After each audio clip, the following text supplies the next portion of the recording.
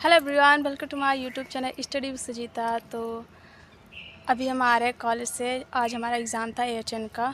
जैसा कि अभी हमारा एग्ज़ाम ही चल रहा है, कल भी एग्ज़ाम था और कल भी एग्ज़ाम होगा और आज भी था। तो लेकिन अभी बच्चों का सिलेक्शन हो गया बीएससी नर्सिंग में और उन्हें मैक्सिमम बच्चों को कॉलेज भी अलॉट हो गए। और कुछ बच्चे ऐसे हैं जिनका सिलेक्शन हमारे कॉलेज में हो गया, जैसे MLB government paramedical training college में। तो बार बार पूछना चाह रहे हैं कि मतलब यहाँ का कॉलेज कैसा है, और भी बहुत सारे क्वेश्चन है कि यहाँ का सिस्टम जो भी है, बहुत सारे क्वेश्चन हैं उनके। तो उन्हीं क्वेश्चंस को आज हम लोग बताएंगे, उनके आंसर्स। और अभी मैं वीडियो उतना बना नहीं पा रही थी क्योंकि बहुत सारे कमेंट में कितना रिटर्न दूँगी और उतना टाइम भी नहीं मिलता, हमें कॉलेज भी जाना होता है, पेपर्स भी चल रहे हैं तो प्रिपरेशन भी करनी होती है। लेकिन फिर भी अभी हम लोग कॉलेज से जा रहे थे हॉस्टल, तो हमने सोचा यहीं बना लेते हैं क्योंकि उसके बाद तो टाइम मिलना नहीं है। तो वही हम लोग बता रहे हैं आपको। तो उमंग बताएं हमारा कॉलेज कैसा है। तो गाइस हम लोग एमएलबी पैरामेडिकल ट्रेनिंग कॉलेज में एक पढ़ते मिनट हैं। पहले मिला दी, ये मेरी दोस्त है उमंग, ठीक है। हाय गाइस, अब सबसे पहले बोलो कॉन्ग्रेचुलेशंस कि जिन आपका लोगों सिलेक्शन हो गया को है। आपका सिलेक्शन हो गया, आपका कॉलेज अलॉट हो चुका है और उनके लिए तो स्पेशल कॉन्ग्रेचुलेसन कि आपको ये कॉलेज मिला है। काफ़ी अच्छा कॉलेज है। तो guys MLB paramedical training college जो कि झांसी में है, कानपुर बाईपास रोड के नियर बाय पड़ता है। और अपना कॉलेज मतलब कंसिडर करते हैं अपने कॉलेज को one of the best infrastructure college में, ठीक है। तो अपने पैरामेडिकल कॉलेज के कैंपस काफ़ी बड़ा है। इसमें अपने कॉलेज भी है और इसके अंदर बॉयज़ और गर्ल्स हॉस्टल दोनों प्रेजेंट हैं। बॉयज़ हॉस्टल बेसिकली 4 हॉस्टल हैं, जिनमें से एक पैरामेडिकल, एक नर्सिंग का और 2 एमबीबीएस वाले बच्चों के लिए। और ऐसी गर्ल्स हॉस्टल 3 हैं, एक पैरामेडिकल, एमबीबीएस और एक बीएससी नर्सिंग वाले बच्चों के लिए, जो कि हम लोगों के लिए है। कुछ कमेंट्स मैंने देखे थे कि बच्चे पूछ रहे थे कि हॉस्टल और क्या नाम है कॉलेज का कितना डिस्टेंस वगैरह है। तो गाइज़ लाइक डिस्टेंस की अगर मैं बताऊँ तो ऐसा तो कोई मतलब है नहीं। लाइक तो हमें बेसिकली हॉस्टल से कॉलेज जाने में कम से कम 15 से 20 मिनट लगता है, ठीक गर्ल्स है। हॉस्टल से मतलब कितना लगता है? गर्ल्स हॉस्टल से कॉलेज कम से कम 20 मिनट का रास्ता होता है और बॉयज़ हॉस्टल तो काफ़ी और ज़्यादा नियर बाय है कॉलेज के। उसमें कम से कम 5 या 10 मिनट का रास्ता है। 5 बल्कि ज़्यादा ही बोल रही हूँ, 10 मिनट तो 5 मिनट का रास्ता होता है, ज़्यादा दूर नहीं है। और ये काफ़ी सही है अपना, मतलब कैंपस काफ़ी अच्छा है, काफ़ी ग्रीनरी है यहाँ पर। तो और यहाँ पे क्या क्या है कुछ बताएंगे? जैसे हाँ, खेलने वेलने के लिए बच्चों के लिए है, हमारे लाइब्रेरी वगैरह। कैंपस में जिम्नेजियम है जहाँ पे बच्चे लाइक इंडोर गेम्स खेल सकते हैं। स्टेडियम है लाइक क्रिकेट, फुटबॉल या जो भी उनको पसंद होता है वो सब खेलने के लिए। और साथ में घूमने के लिए भी यहाँ पे कैंटीन भी प्रेजेंट है। कैंटीन आप जाके कुछ आपको खाना हो या बनवाना हो या बनवा सकते हो। और बस। लाइब्रेरी भी है जहाँ पढ़ाई कर हाँ, सकते हो। लाइब्रेरी है, बिल्कुल लाइब्रेरी है। लाइब्रेरी अगर आप पढ़ना चाहते हो तो कम से कम 8 से 9 मतलब पूरे दिन खुलती है। लाइक 9 बजे से सुबह से लेकर रात के 8 बजे तक खुलती है, आप प्रॉपर पढ़ सकते हो। तो जैसे कि बच्चे पूछ रहे थे कि यहाँ रैगिंग वगैरह होती है कि नहीं, तो मैं बता दूँ कि यहाँ रैगिंग नहीं होती है। और मैंने एक शॉर्ट भी डाला जिसमें प्रॉपर लिखा है हमारे कॉलेज में क्राइम है रैगिंग, और रैगिंग नहीं है, ठीक है। आप पूछ सकते हो। जैसे कुछ बच्चे पूछ हाँ, रहे थे रैगिंग कि नहीं होती गाइस यहाँ पर बिल्कुल भी। यहाँ कुछ बहुत अच्छे सीनियर्स हैं और काफ़ी अच्छा आपको एक्सप्लेन भी करेंगे। लाइक कुछ आपको एग्ज़ाम में ज़रूरत पड़ेगी, बुक्स बुक्स वगैरह की ज़रूरत वगैरह। पड़ेगी, तो मतलब काफ़ी हेल्पफुल हैं वो लोग, काफ़ी काइंड नेचर के हैं। तो अच्छे सीनियर्स हैं हमारे सारे और आपको भी अच्छे सीनियर्स मिलेंगे ऑब्वियसली, क्योंकि हमारे जूनियर्स काफ़ी अच्छे हैं। और आप लोग आने वाले हो तो आई नो कि वो आपको हैंडल कर लेंगे प्रॉपरली। बाकी और जैसे मेस वगैरह की बताएं तो मेस का जो मैं बेसिकली कमेंट्स देख लेती यहाँ हूँ। पे टिफ़िन सर्विस भी होती है गाइस। और एक मतलब 2 हॉस्टल्स हैं, उसमें मेस भी खुला हुआ है। अब वो आप पे डिपेंड करता है खाना को कहाँ का अच्छा लग रहा है, क्योंकि खाना हमको मतलब जो हमको सही लगता है वहाँ का खाना ले लेते हैं। तो मैक्सिमम बच्चे तो टिफ़िन्स वगैरह ज़्यादा लेते हैं और उसका जो जो प्राइस वगैरह जाता है वो पर monthly 31 to 3500 rupees per month जाता है। किसी किसी टिफ़िन का 3100 होता है, किसी किसी का 3500 होता है। और बाहर की कॉलेज जो कैंटीन है वहाँ का 3500 आई थिंक सो, 3500 है वहाँ का।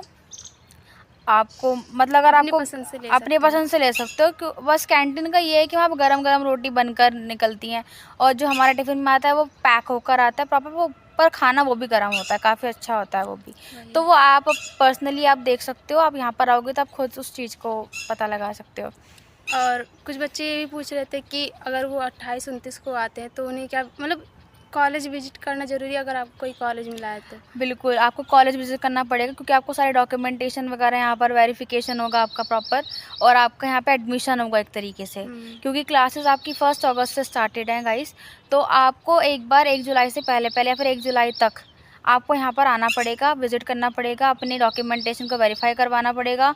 उसमें प्रॉपर आपकी बायोमेट्रिक होगी, बायोमेट्रिक करवानी पड़ेगी, और जो भी डॉक्यूमेंट्स लगेंगे, जो रह जाएगा पेंडिंग डॉक्यूमेंट, उसको भी आपको फुलफ़िल करना पड़ेगा।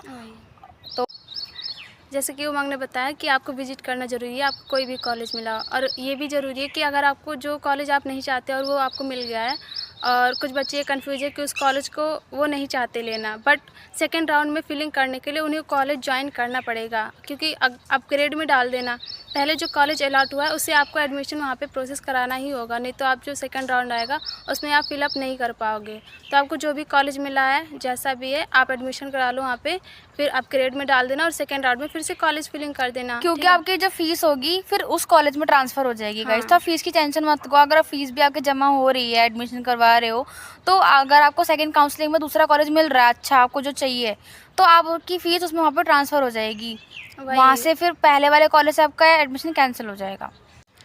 1 जुलाई से पहले आपको कॉलेज ज्वाइन करना है, ठीक है। कुछ बच्चे 1 जुलाई के पहले यानी 28, 29, 30 जब भी आप आना चाहते हो 1 जुलाई से पहले आ जाओ और एडमिशन करा लो, ठीक है। इसके बाद में सर्टिफिकेट जैसे डॉक्यूमेंट्स वगैरह बच्चे पूछ रहे थे, तो और कुछ बच्चे ये पूछ रहे थे कि सर्टिफिकेट, गैप सर्टिफिकेट, सॉरी। तो जैसे कि गैप सर्टिफिकेट की बात हो रही थी कि किन बच्चों को बनवाना है, किन बच्चों को नहीं बनवाना है, तो उमंग बता देगी आपको। वैसे 12th पास आउट को नहीं बनवाना है, बाकी का उमंग बता रही। तो गाइस जैसे कि कुछ बच्चे होते हैं जो कि अभी ड्रॉप आउट करते हैं नीट वगैरह की वजह से। अगर आपने किसी भी ईयर में अभी 2026 चल रहा है, अगर आपने 2025 में अपना 12th पास आउट किया है, ठीक है, तो अब नेक्स्ट ईयर में आपने 2026 में अब यहाँ पर एडमिशन होगा, तो बाकी तो डायरेक्टली बेसिकली आप 12th डायरेक्ट आ रहे हो, ठीक है, डायरेक्ट आ रहे हो, 2026 का एग्ज़ाम देके आपने क्लियर ऑफ किया और यहाँ आपने एग्ज़ाम भरा और आपका एडमिशन यहाँ पर हो रहा है। तो ये बेसिकली उसमें आपको टीसी मिलती है कॉलेज, अपने स्कूल से जो टीसी मिलेगी सिर्फ वो लगेगी, गैप नहीं लगेगा, क्योंकि 2026 में आपने अभी 12th पास आउट हुए हैं और आप यहाँ पे एडमिशन लेकर आ रहे हो, ठीक है। बट अगर आपने 2025 में या उससे पहले कभी भी 12th पास आउट किया है, तो उस पीरियड में आपने जो बाकी जो टाइम गया है आपका, जो भी आपने 2 साल 1 साल या 1.5 जो भी आपका गया है, उसमें आपने क्या किया। अगर आप किसी ने बीएससी की है, कोई कर रहा है या कुछ कॉलेज वगैरह में कुछ भी कोर्स कर रहा है, तो आपके कॉलेज में आपकी टीसी गई होगी कॉलेज वाली, स्कूल वाली, ठीक है, तो स्कूल वाली जो टीसी होगी कॉलेज में जमा हो गई होगी, तो जो आपको जो वहाँ से टीसी मिलेगी ना, वो टीसी आपको जमा करनी होगी यहाँ पर, तो उसमें आपको गैप। तो जैसे कि मैं बता रही थी गाइस गैप सर्टिफिकेट के बारे में, तो अगर आप डायरेक्ट 12th कर आ रहे हो, ठीक है, अगर आपने 12th 2026 से पहले की है, 2025 2024 में, तो उसके लिए आपने अगर आपने ड्रॉप लिया नीट के लिए और आपने कोई और कॉलेज वगैरह नहीं ज्वाइन किया था, तो उस टाइम पीरियड में आपने क्या किया, आपको उस चीज़ के बारे में इन्फॉर्मेशन देनी पड़ेगी। तो आपको गैप सर्टिफिकेट बनवाना पड़ेगा कि अगर आप इस तरीके से नीट कर रहे थे या फिर कोई भी रीज़न, ठीक है। बट अगर आप ने जो भी ड्रॉप आउट लिया है, उस ड्रॉप पीरियड में आपने कोई भी कॉलेज ज्वाइन किया था, तो आपकी जो टीसी होगी कॉलेज की, जो आपको टीसी होगी स्कूल की, हाँ, जो स्कूल से आपको टीसी मिलती है वो आपको कॉलेज में, जी, ट्रांसफ़र सर्टिफिकेट जिसे कहते हैं, तो वो आपका कॉलेज में जमा हुआ होगा, ठीक है। तो आपको वो स्कूल वाली पुरानी टीसी तो मिलेगी नहीं, तो आपको जो कॉलेज होगा, अगर आप वहाँ से आपने कॉलेज छोड़ने वाले हो या फिर छोड़ दिया है पहले, तो आपको वो कॉलेज एक टीसी बना कर देता है और वो टीसी आपको यहाँ पर जमा करनी पड़ेगी, ठीक है। तो उस टाइम पीरियड में आपको गैप सर्टिफिकेट की ज़रूरत नहीं पड़ेगी, क्योंकि आपने वो टाइम पीरियड में आपने कॉलेज ज्वाइन किया हुआ था, ठीक है। पर अगर जैसे कि कुछ ऐसे बच्चे होते हैं जो डायरेक्ट 2026 में अब 12th पास आउट करके अब डायरेक्ट यहाँ पर आने वाले हैं, तो उनको कोई गैप सर्टिफिकेट की ज़रूरत नहीं है। जैसे कि इसको ज़रूरत नहीं पड़ी थी, तो गैप की ज़रूरत नहीं है, डायरेक्ट आपके स्कूल की टीसी लगा दी जाएगी। तो आई थिंक आप क्लियर हो गए होंगे। अगर आपने रिसेंटली 12th किया है, तो आपको इस केस में गैप सर्टिफिकेट की ज़रूरत नहीं पड़ेगी। बट अगर आपने 2026 से पहले का भी 12th किया है, कोई भी ईयर हो सकता है। और बीच में कोई प्रिपरेशन के लिए ड्रॉप लिया हाँ, या ड्रॉप कुछ वगैरह कर लिया रहे है तो थे उस आप। टाइम पीरियड के लिए आपको एक गैप सर्टिफिकेट बनवाना पड़ेगा। अदरवाइज़ अगर आपने कॉलेज ज्वाइन किया हुआ था तो कॉलेज वालों से टीसी बनवा करके आपको लेकर आना पड़ेगा। क्वेश्चन आपके लिए हेल्पफुल होगी। अगर आपके अदर भी कोई क्वेश्चन हो तो आप कमेंट से पूछ सकते हो। ठीक है, तो मिलते हैं अगर नेक्स्ट कोई वीडियो में। और क्वेरी हो आप कमेंट कर देना, आपको वो इन्फॉर्मेशन भी पहुँच जाएगी। ठीक, ओके, थैंक यू, बाय।